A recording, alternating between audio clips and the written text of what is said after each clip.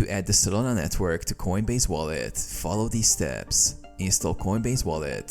Ensure you have the Coinbase wallet app installed on your mobile device. Access network settings. On the main screen, tap on the settings icon in the top right corner. Add custom network.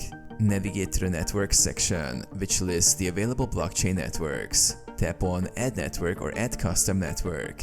Enter network details. Network name. Enter Solana. RPC URL. Input a Solana RPC URL like the following.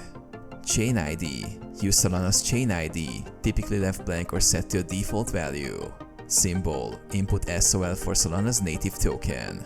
Block Explorer URL. Enter https explorer.solana.com for the Solana Blockchain Explorer. Save and confirm. Tap Save or Add to finish. Your Coinbase wallet should now support the Solana network. Verify network. Return to the main screen and check if Solana appears in your list of networks.